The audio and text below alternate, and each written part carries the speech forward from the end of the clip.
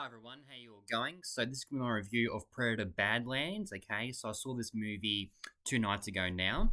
I really enjoyed the film. Now, just to give some background of the Predator franchise, I'm not a fan of the franchise. I've seen a few scenes of the original 1987 movie, and actually yesterday for the very first time I actually just watched Predators, the third installment from 2010, but this is the fifth theatrically released Predator movie.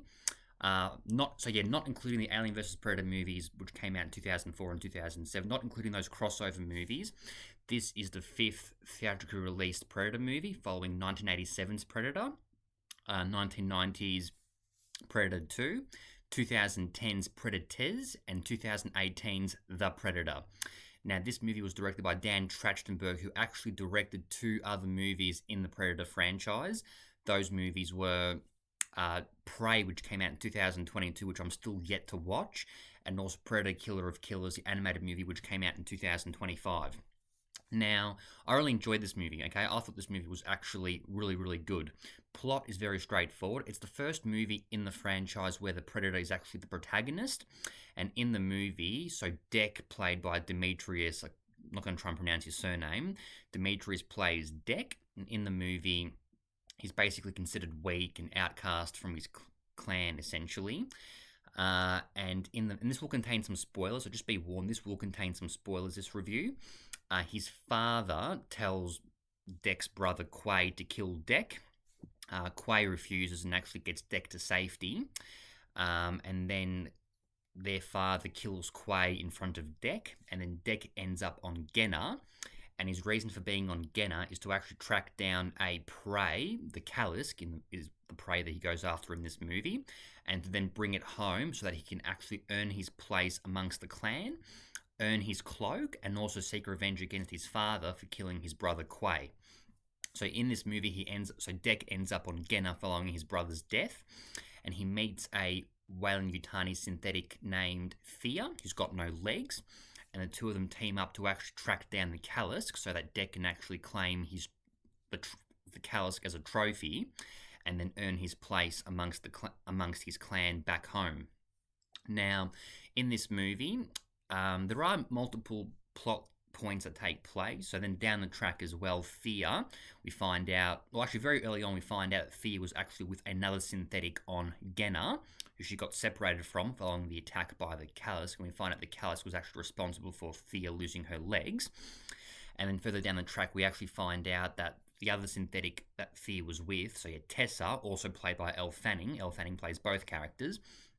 Tessa actually wants to claim the Kalisk for herself because Weyland-Yutani want the Kalisk for their own purpose, like for scientific study, etc. So then Dek also comes into conflict with Tessa in the movie as well, played by Elle Fanning, because she wants the Kalisk for herself. Now, I'll start with what I liked about this movie. I enjoyed the fact that the Predator was actually the protagonist. We've never actually seen that happen before in the Predator franchise. The Predator's always been the big bad villain who the humans go up against, and the humans have to fight for survival. I enjoyed the fact that the Predator was actually the main protagonist. Another thing I enjoyed about this movie was actually the action sequences. The action sequences in this movie were awesome. So on the planet that this movie takes place on, Genna, Dek has to actually fight for survival because there are multiple organisms on the planet trying to kill him. So he comes into conflict with multiple organisms. But this movie's action sequences were top notch. This movie's action really delivered. The kills were very satisfying as well. So I really enjoyed the action in this movie. Elle Fanning in this movie as both Thea and Tessa did a fantastic job. Performance-wise, I think she was a standout. Well, she was pretty much the only character in this movie who's not actually masked and is not a predator, basically.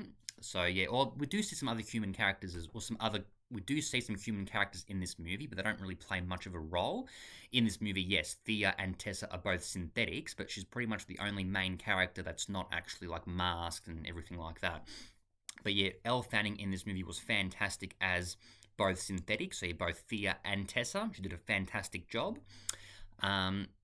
This movie's third act as well was quite heavily satisfying. So in the third act, and in the movie, Dek teams up with another organism who Thea actually names Bud, and then we find out that Bud is actually the the Kalisk's child, and the two of them actually, after Deck escapes captivity from Tessa, him and Bud then team up to actually save Thea from captivity, and so Deck can also claim his trophy. But yeah, this movie's action sequences were fantastic. The pacing wise, the movie actually, for the most part, was pretty good. In the middle, there were a few scenes, or I think maybe one or two scenes in the middle that did drag on a little bit, like a tad bit. But overall, this movie's action scenes and the pacing was good for the most part. Although my main gripe would be that in the middle part of the movie, there were a couple of scenes that did drag. Yeah, so overall, I would give Predator Badlands a 4 out of 5. I really enjoyed the film. And also the cinematography as well in New Zealand was great. Some great cinematography in New Zealand. So locations-wise, there was some great shots in this movie, great cinematography. Main gripes would be that in the middle, the movie does sort of drag a tiny bit in a couple of scenes. But overall, the kills, the action, the cinematography, Elle Fanning's performance, Dimitri's performance as well was great as well. So overall, I'll give the movie a 4 out of 5. I would actually say it's the best film in the Predator franchise. Again, I'm not a fan of the Predator franchise. And also very interesting in this movie is that, in the movie, Thea and Tessa are both Weyland-Yutani synthetics. Now, Weyland-Yutani is the main corporation, the main big bad corporation of the Alien franchise. So my guess would be that there are plans to actually once again cross over the Predator franchise with the Alien franchise. I know Alien Romulus is also getting a sequel as well. I actually preferred this movie to Alien Romulus. I did like Alien Romulus, but I personally preferred this movie. But overall, I would give Predator Badlands a 4 out of 5. Go watch it, go support it. I hope it does well at the box office. The budget is reported to have been about $100 million. And opening weekend projections don't look amazing, but I hope it does do well at the box office, or at least gets close to breaking even. I think the one thing that will save this movie is the word of mouth. But yeah, go watch it, go support it. Stay tuned for more out-of-theatre reactions very, very soon, and also movie reviews. And one more thing I would like to mention, actually, the VFX. The VFX and the CGI in this movie was, for the most part, very good. And it definitely looked at times like it was this movie cost more than $100 million. It didn't. It didn't feel like there was an overabundance of CGI either. There were quite a few CGI or parts with CGI, but overall it didn't really feel like there was an overabundance of CGI, which was good.